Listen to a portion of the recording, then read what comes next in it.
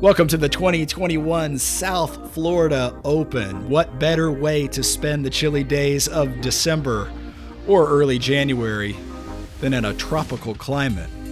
Grant Zellner alongside Jennifer Allen bringing you round one coverage from the Fort Lauderdale area. There it is. First of all, Jennifer, how's your holiday season going?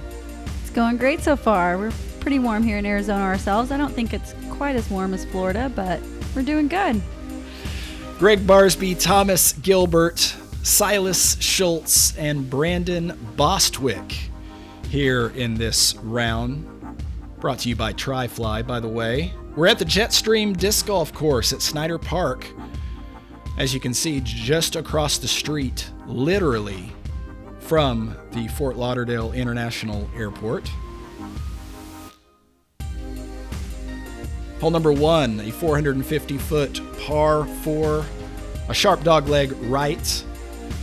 You'll see right here just a very sort of narrow gap, and then it opens back up again. So probably something of a placement shot off the tee, I'm thinking. Yeah, this course looks very tight. A lot of tight drives on this course, so we get started right in the theme of things. I like it sometimes when courses just get you right into it quickly. Gregg Barsby's got the box off the tee.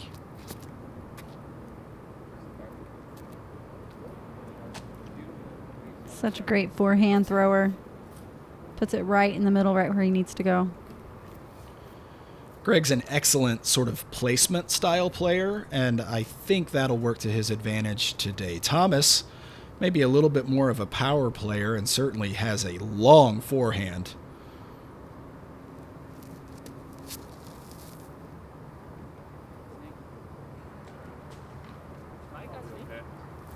Maybe got a little more of a skip than he wanted. He kind of missed on the correct side there. He should actually have something of a lane up to the green area. Here's Silas Schultz going backhand, so probably looking at a placement.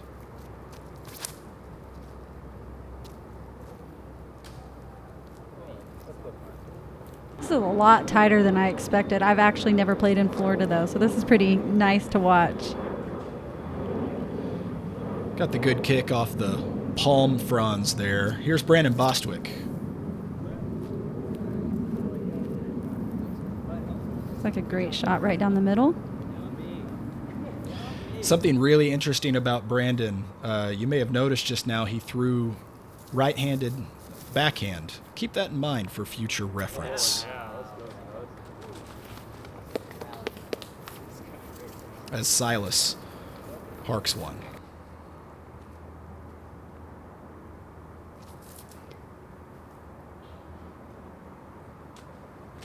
Switched it up. Yeah, he goes lefty forehand there for his upshot and ends up about 1.5 inches inbounds. That's interesting. That's definitely something you don't see very often. No, and he's not a local Florida man, right? Mm-hmm. Oh. Or you could just throw it in from there. It's fine. Yeah, Thomas Gilbert giving us a big-time run on the very first hole.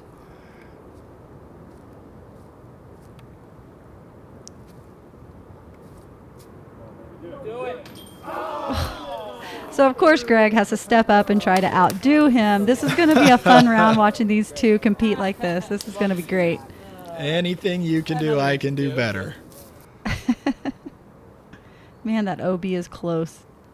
A lot closer than I think any of the players realized initially. Well, of course, they played practice rounds, but a lot of the grass here in this part of Florida pretty thick. You don't get a huge amount of ground play, but as you can see, this particular green area's got a lot of leaves and dirt, so everybody's skipping a little long. Man, that bounced out of the basket pretty far. We're hitting some good chain. Yeah.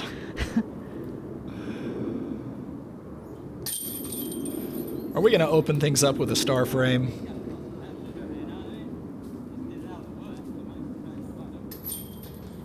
We are indeed. excellent start to the South Florida Open. Moving on to hole number 2, a 400-foot par 3, narrow gap, and then things open up there next to the short pad to a slightly elevated basket.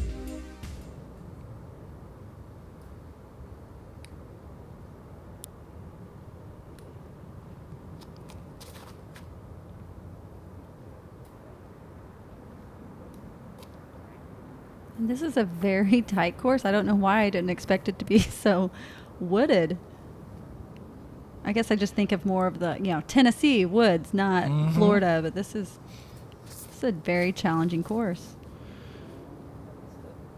As Thomas throws his drive, you'll notice a low ceiling in addition to, a lot of the hallway-like gaps that need to be hit, which is making it harder for these guys if they want to flip something up to flat and really rely on glide for their distance. They really need to power the disc. Something like that. Makes it all the way through. That's a great shot.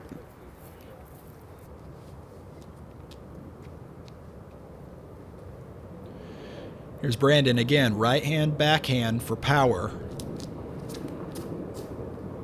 But he unfortunately did not just burns execute it. That. Yeah. Yeah, it just burns it. That's what happens sometimes when you're really trying to, you're excited to execute the shot, really want to get it down there, release it just a little bit early.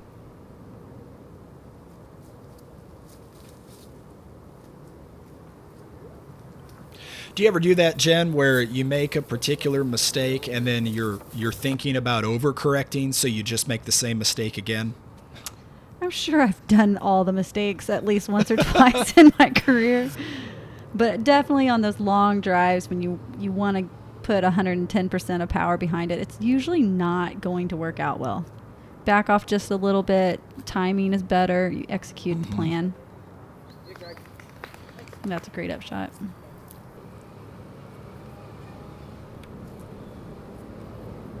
Brandon just laying up more or less, sort of taking his medicine with the early bogey.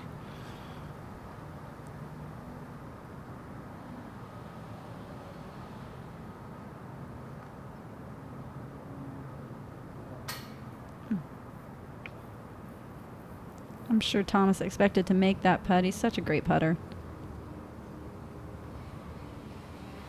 Yeah, you'll notice the wind sort of swirling here on this particular day in the Fort Lauderdale area. Just enough to get in your head on some of these longer putts.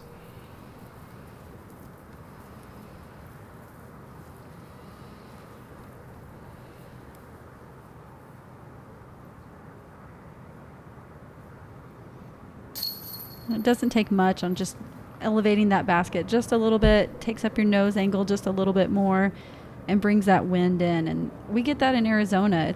It's not a strong wind. I'm used to playing in Oklahoma, but it's just a different kind of gusty wind or little breezes that affects them a little differently than just a strong breeze.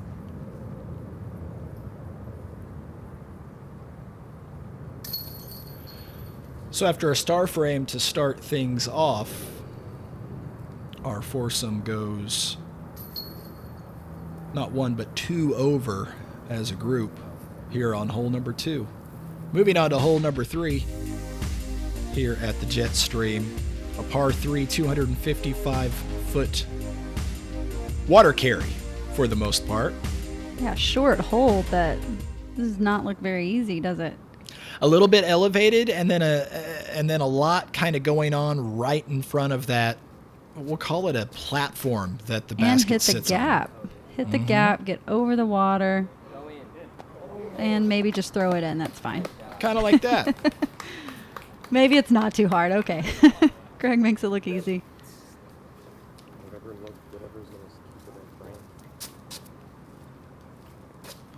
So if Gregg parks it, Thomas is going to throw it in the basket, right? This is how this will work. He's certainly going to try, and he's going to put a lot into this. He's throwing a really slow disc here. You can see just by the thickness of the nose there.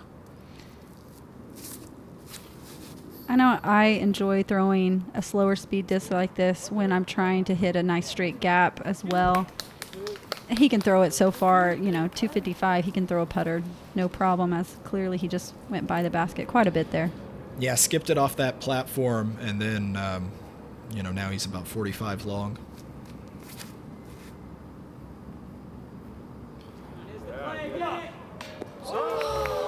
I knew one of them had to. See, this is just going to be a fun battle. I love it.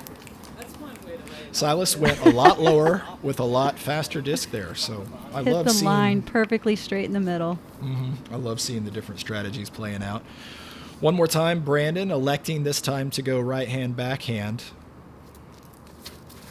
He's going to play left-handed backhand and forehand shots during the course of this round. I wonder if there was some kind of injury or something that he learned that. I mean, that's just not a typical forehand lefty. It's just not a normal shot when you can throw right-handed. So that's an interesting play for sure.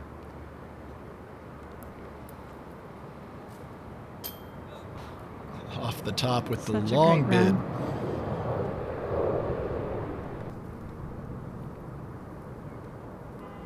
And then putts left-handed. Yep, putts left-handed. Oh,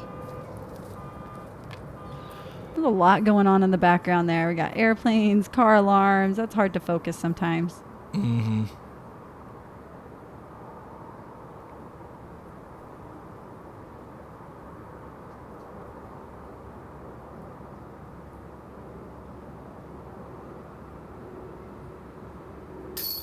Sort of an iconic putting sort of routine there. Yeah, I was going to say, I love how Gregg always takes his time, until it feels right. Takes, a few more deep breaths if he needs to, and he focuses, and I think it's a great plan.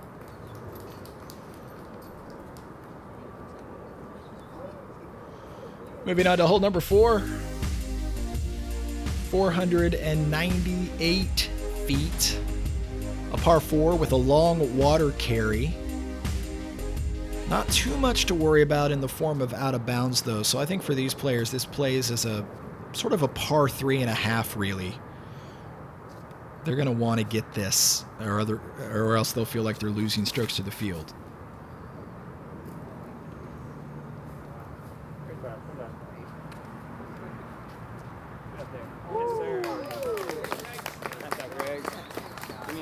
Executed that probably very close to what he wanted. And threw it about 515, so...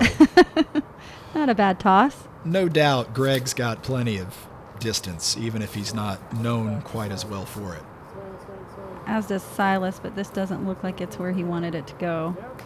Stays safe, though. Squeaks it over and finds himself pin high. Yeah, that looks good. I don't think he knew how well that ended up.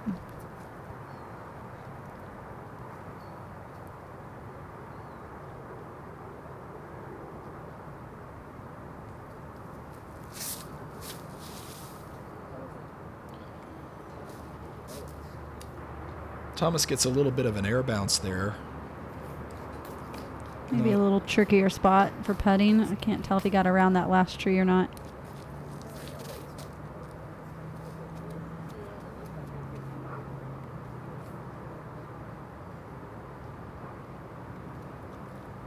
I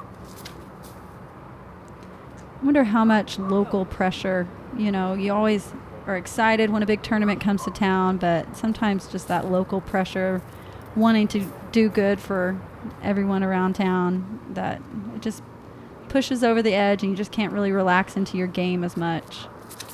Yeah, I think Brandon will have enough time to settle. It's just a question of whether he'll feel like he's still in striking distance once he does. He seems to recover well from the early mistakes, though.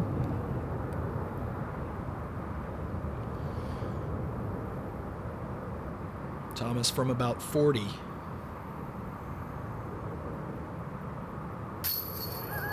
Cashes it. Would have been cool if he would have had to putt through that weird tree, though. A few extra style points. And that is an eagle. It may not feel like one. Like I said, this is sort of a soft par 4, but You know, everyone's playing the same course today, so Right, not everyone can throw it counts. 500 feet. Mm-hmm. Brandon's still trying to settle in. That's why I think I like some of the longer courses, because even for shorter throwers, male or female, it kind of puts it into everyone's range, you know, where it gets it out of their range to park these holes that are very long shots but still in their range, you know, so that takes away a little bit more of their eagle looks, where it's a solid, you know, birdie for us. Yeah. Distance being a key advantage on a number of holes, fine. Distance being the only advantage on all the holes maybe minimizes other parts of a well-rounded game. And as I say that, we watch 3 of our foursome eagle, hole number 4.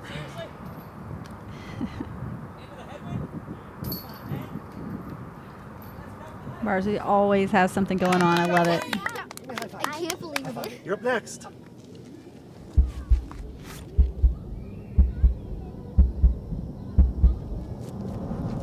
Stay turning. Uh-oh. Oh, no. Ooh. Wow. Alan, inbounds. That's exactly. Unbelievable.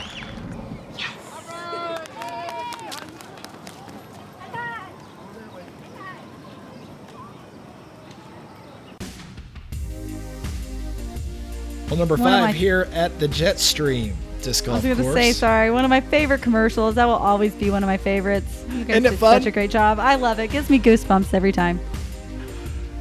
360 feet, a par 3, sort of a wrap around to the right here.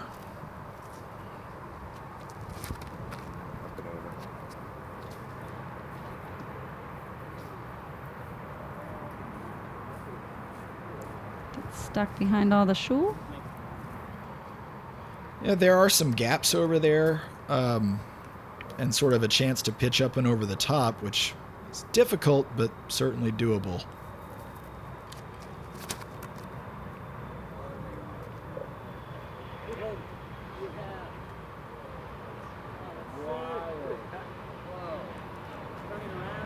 So a shorter hole this time, but definitely pulling out some different shots, which is fun to see.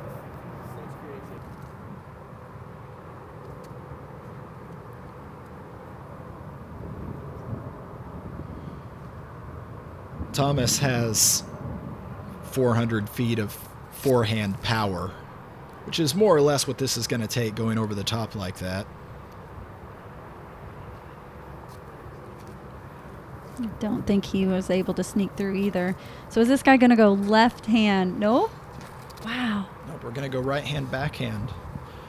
He just likes that off the tee every time. I don't know Brandon, so I don't want to speculate, but one of the things that I found myself thinking is if he maybe swings a baseball bat or a golf club left-handed. Yeah, there's got to be some kind of cool story along this. So if not, we'll just make it up. Yeah. But if he's a right-handed thrower of, say, a baseball or a football, excuse me, I think I said that wrong. If he's a left-handed thrower of a baseball or football, that's going to make him swing from the right side, you know, with a bat. Yeah, and so that all kind of makes sense. Maybe. He looks like a baseball player.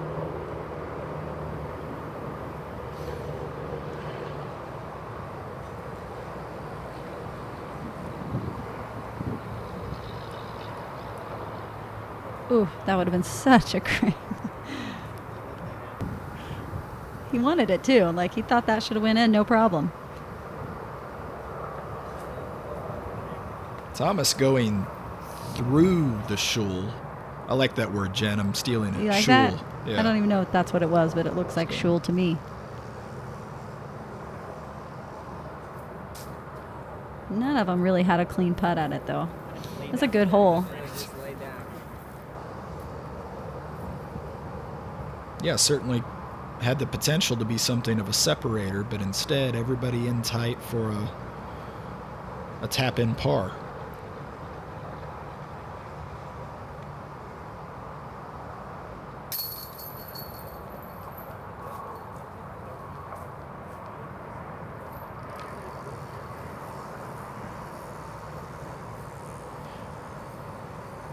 If I hadn't mentioned it already, Gatekeeper providing the camera work and the editing for this coverage here of the South Florida Open.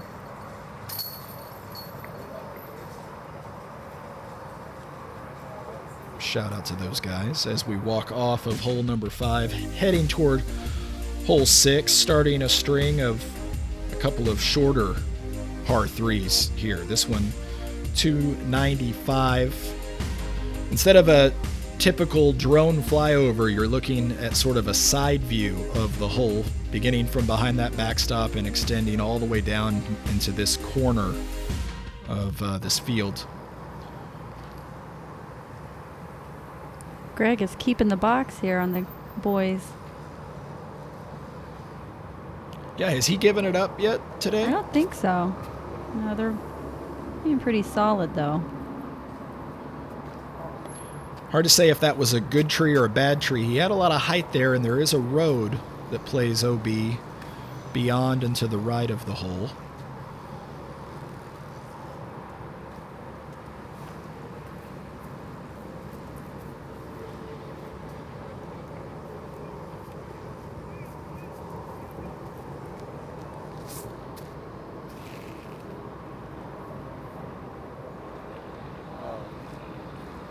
I think Silas found the exact same tree. Yeah, it's guarding the basket pretty tight there.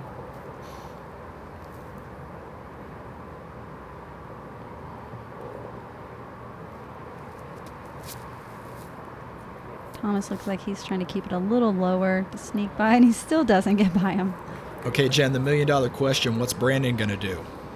That's what I thought he was going to do on the last hole. I thought, okay, if they're throwing a forehand, he'll just throw lefty. So finally, a lefty backhand. This guy's got it all. I love it. I'm still, maybe it's the therapist in me, parks it. What a beautiful shot. I'm thinking there has to be some kind of injury that is, you know, he ended up learning to throw both ways, and he's just rolling with it. Of course, in the future, his body, you know, more likely to sort of stay symmetrical using both sides equally, right? Absolutely. No, I think it's a great plan if he can do it. Oh, and Barsby throws it in from way out.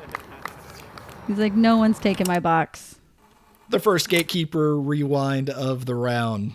Gregg Barsby from close to 60. Cash is in the AVR.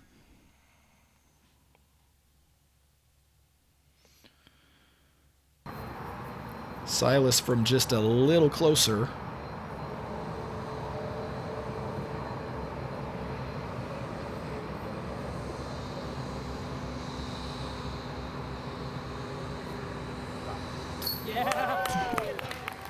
I love how they keep just pushing each other. There has to be just the great vibes going on this card. They're down there in Florida. It's beautiful. Everyone's having a good time. Like a casual little round here going on. What a treat.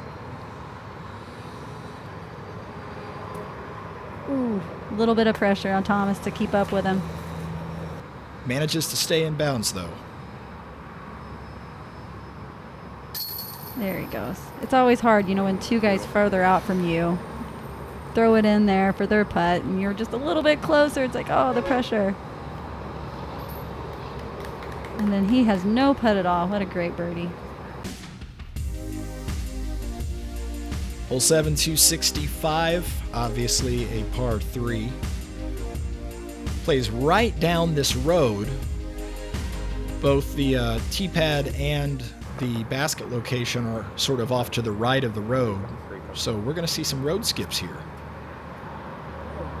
And with a lot of forehand throwers here and a lefty, righty, whatever kind of thrower, you're going to probably get a lot of great shots like that.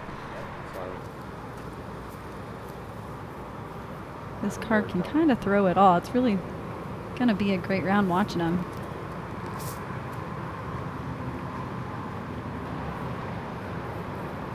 Everybody counting on about 50 feet of right-hand action after the disc first hits the ground.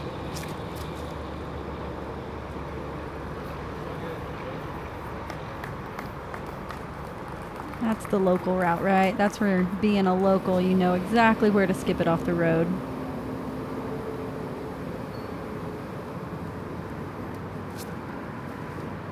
Thomas sees he needs a little bit more on it, so... Oh, so close.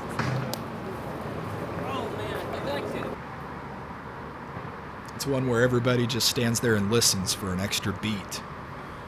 See if they hear metal. Such a great look. He's trying to keep up. He knows everyone else is right there underneath the basket.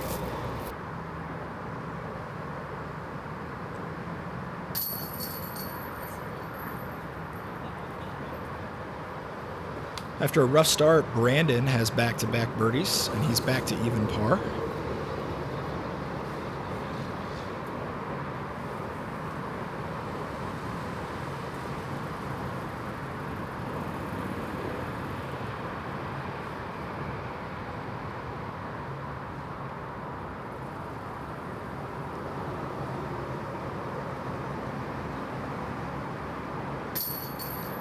Takes his time and puts it in there for the birdie. And Couldn't tell if that was a fence, so I didn't know if he could have got a little bit of relief from that or not. Yeah, you mentioned it before. Some of these Florida parks sort of nestled very close to some major thoroughfares. You can see behind the players right there. A lot of distraction. Hole number 8, 322 feet. This hole lays out right in front of you. An OB right behind the basket again. So probably going with some slower speed driver or mid-ranges maybe some putters. Not to skip OB. Look at that gap though.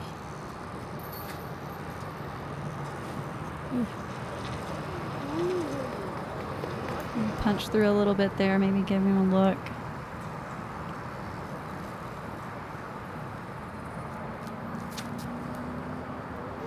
This course looks so fun to play. I'm kind of want to go down and give it a shot. It really does. Thomas looks like maybe a putter. And you can throw it a mile. Mm-hmm. The same disc he threw on that second hole, or maybe that was the third hole over water. Yeah, and it went too long for... Oh, that might have stayed in. Did that... Looks to me like it's in by about an inch and a half. Got lucky.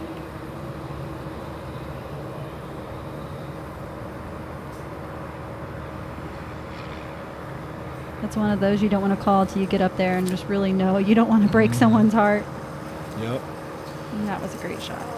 Brandon ends up with the CTP as Gregg looks to save par from deep. I always feel like these are the shots that Gregg just throws in. Like, oh, count me out? Watch And this. he will. And he certainly will save par.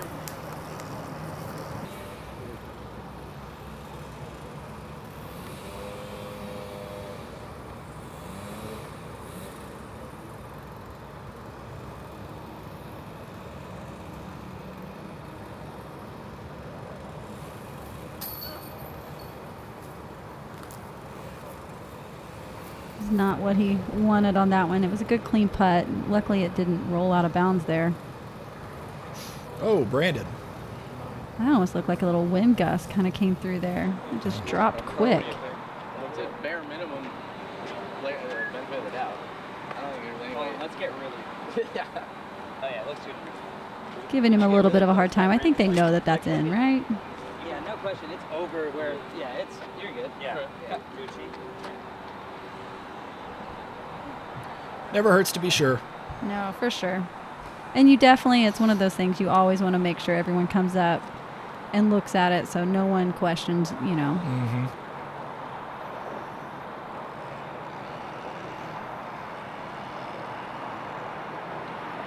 That way he can just focus on saving that birdie instead of thinking if anyone's questioning if that was really in or not. So clears the mind.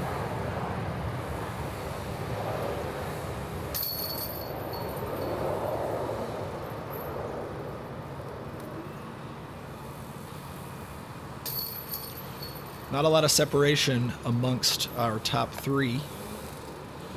as we The near shorter holes are giving him a little bit more of a challenge, though. They're a little more motivated to get the birdies on the long ones here. If you like that, wait for this. 615 feet, another par 4, first one we've seen in a little while. Look at this diabolical route. Such a technical shot. Definitely probably a landing zone or two, maybe even, to get to this basket. Yeah, we'll see if anyone chooses to go up and over the top and sort of challenge the canopy coming back down. If one person is likely to give that a chance, it's this guy right here. Mm-hmm. Sure enough.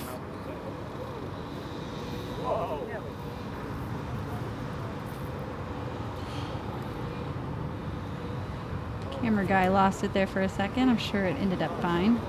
The fairway there, I think, at the end. Just one birdie on the day in the MPO field on this hole. Gregg chooses the more challenging lower route there. I think that looked like it landed about the same spot as Thomas's. Yeah, several different ways to get there, but the landing zone's sort of the same for everybody.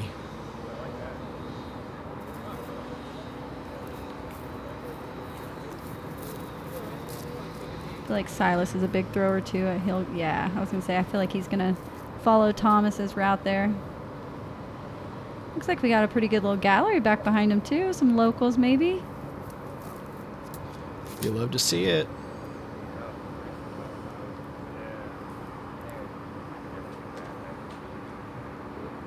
Silas just a little early. Yeah, it doesn't look like that's where he wanted that to go at all. That looks like some trouble over there. Maybe a little wind pushed it over further than the other shots. Spotter ran over quickly on that one, but Thomas ended up being inbounds.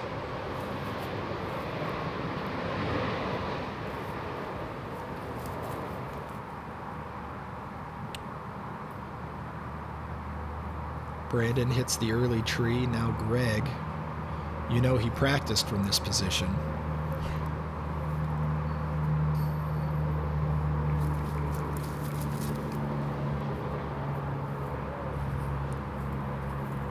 It's so hard to throw those shots when you have such a low ceiling, but still have to get up the fairway quite a distance.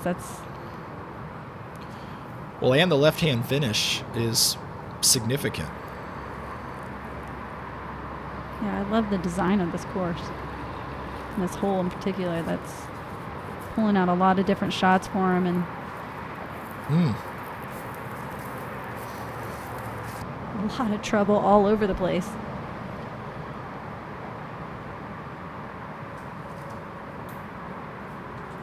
Thomas punches out most of the way.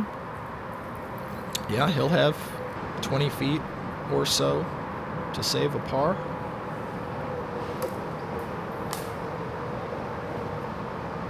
Silas had quite a window there to at least advance a good distance. He's disappointed.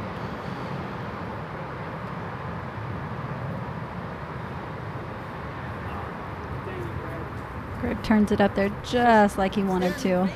Yeah, I get the feeling Gregg was more or less playing this hole for par. Absolutely. Sometimes you just have to accept it that, if we just stay in the fairway, maybe not be too aggressive, which is hard for us to do sometimes. It just, it's a lot easier to get a par than a bogey when you have that plan. Get a little more aggressive, bogeys come easy. Silas off the road and back in bounds, and now Brandon with the bid. So we know the birdie did not come from our featured foursome. It actually came from Randon Latta, the only birdie on the day in the MPO field here on hole number 9. Our awesome young little Innova player that's growing up to be such a good little young man now. It's funny to see all these kids grow up. Age myself a little bit. I remember when he was so young. And that he can also crush a frisbee along with these guys.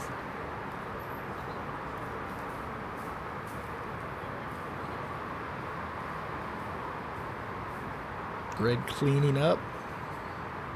Looks like we'll have a single stroke separating first, second, and third here on this feature card, which just so happens to be first, second, and third thus far through 9 holes here at the Jet Stream Disc Golf Course at Snyder Park in Fort Lauderdale, Florida. Brett Zellner and Jennifer Allen back soon with back 9 coverage of round number 1.